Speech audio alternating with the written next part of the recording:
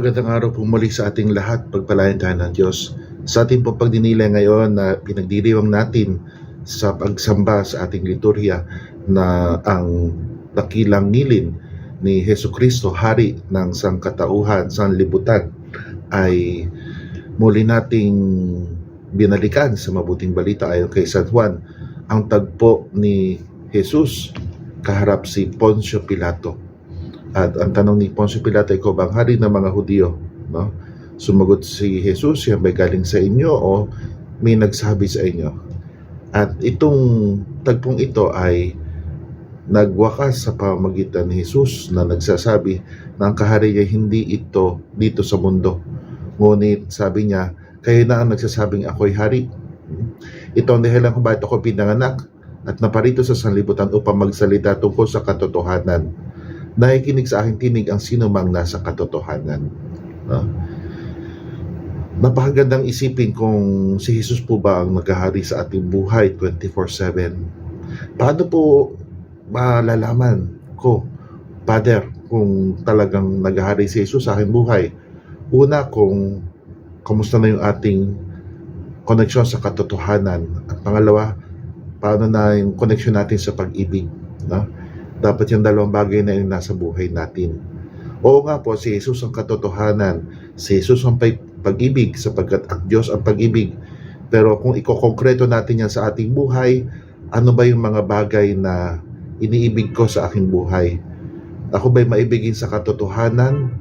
O ako ba'y maibigin sa kasinungalingan? No?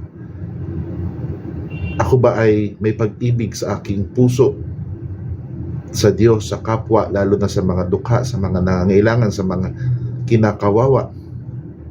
O ako ba'y walang pakialam? Ako ba'y manhid? Ako sinasabi ko lang, bahala na sila, basta ako sumisimba, basta ako nagdadasal.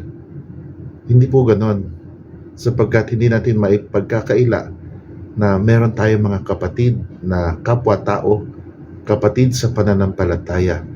At lahat ng mga tao ay kinakailangan ating ipagdasal. Kasama na tayo sa ating papagdasal. Pero sana nasa atin yung katulad ng puso ni Jesus, no? Na siya ay tumalima sa kalooban ng Ama upang tayo iligtas. No? At si Jesus ang katotohanan. Si Jesus ang pag-ibig. Kaya magandang isipin, no? Dapat balansin sana po ang ating buhay.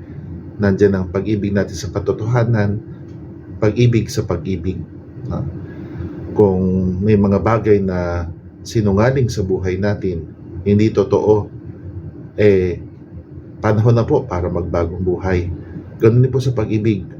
Kung napapansin natin na may pagkakataon tayo nagmamanhid o nagbubulag-bulagan, isipin natin na tayo ay tinawag ng Panginoon upang siya ang maghari sa atin.